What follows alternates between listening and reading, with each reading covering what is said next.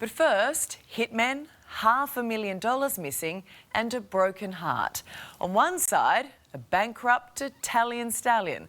On the other, the ex-lover who says he's the devil. Enrico Pucci? Steve Marshall from A Current Affair. Was it your worst fear, me turning up? Yeah, of course it was. I wasn't so sure the devil existed, but I've seen him.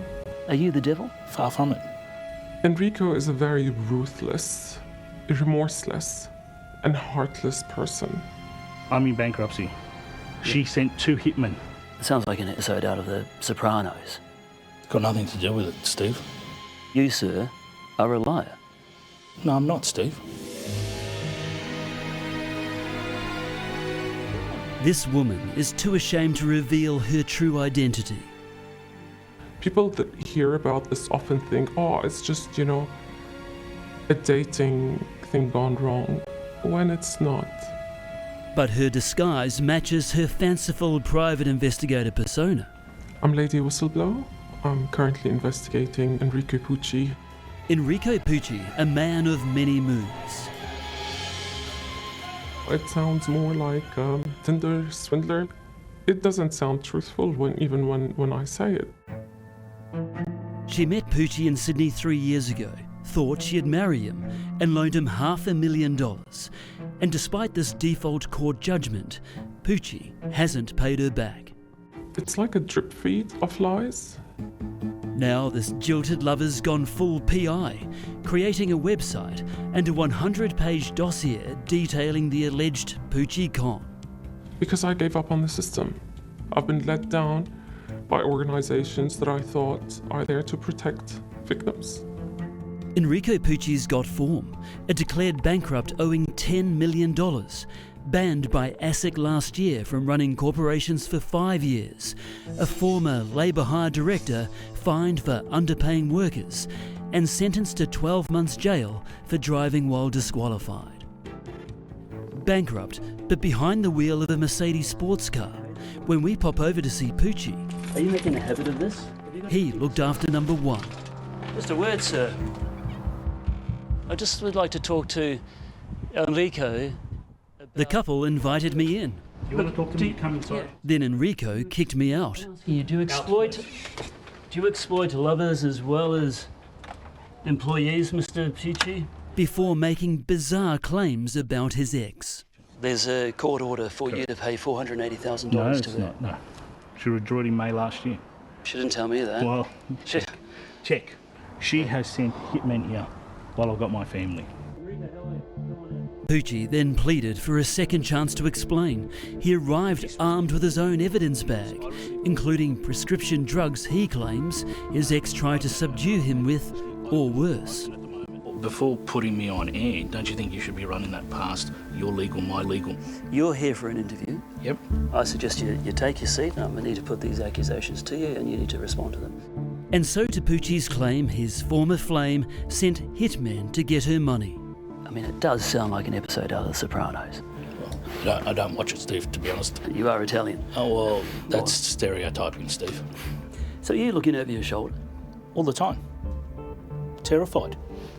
Don't leave home. She withdrew it. Home, where Pucci had claimed the default judgment to repay his ex $500,000 had been withdrawn. The order for you to repay her still stands. Do you accept that? Well, Steve, if that's what it is, I accept it. So she's not going to see her money? Not saying that at all, Steve. Well, you're broke. Well, I'm bankrupt. Pucci's bankrupt under 3 different names, according to National Insolvency Records: Enrico Pucci, Riccardo Sorrenti, and Enrico Pucci. Are you a serial bankrupt? No, I'm not, no. Enrico was a typo through a statement of claim. A typo? Yep. Okay. Gee. You can see how it looks. It 3 does, bankruptcy terrible. notices under your date of birth Yeah. and a slight tweak in your name. But, Steve, I can show you ID right now. Got one name. And that's Enrico Pucci. This, despite Enrico Pucci changing the name on his birth certificate to Riccardo Sorrenti. I never changed my name on my birth certificate. Well, I've got 2 birth certificates here. Okay, please. Enrico, one under Enrico Pucci and the other one under Riccardo Sorrento. But I did it by default. I did it correctly. Did you want to leave your past behind? I wanted to start a new life. And how about 2 driver's licenses under 2 different names? Enrico Pucci in New South Wales and Riccardo Sorrento in Victoria. Steve, I've never done that. And I'm not known, but I don't have any ID under that name. So you're saying these are photoshopped? Yes. Of course, the other explanation is that you created that ID and of course there's going to be no record. Definitely not. Enrico seemingly taunted his ex, sending her this picture of a mountain of cash on a table. Why did you send the picture of the cash? To show her that it was ready to go back to her. Pucci says his ex didn't accept his offer to repay the money in instalments. She says he never followed through. That was definitely a next level of an award-winning actor. Enrico's now married to Nagisa. After Enrico proposed to her, she appeared to give Pucci's ex a spiteful spray. Lol, looks like you may have funded my ring. He needed exactly $350K to settle it with the jeweller. You are beyond stupid. What's all that about? You know, do you two exploit vulnerable people? There is no exploitation. It was 2 women fighting. Let's keep my wife out of it, please. There is a story there behind Yeah, it. but I think obviously you, sir, are a liar. No, I'm not, Steve. How am I a liar? Pucci was found guilty of telling porkies to police in 2019, providing a false name and address, and possessing an unlawful licence. That's when he received a 12-month prison sentence for driving while disqualified. That's not a topic to discuss. Yeah, but it goes to your character. I've done my time.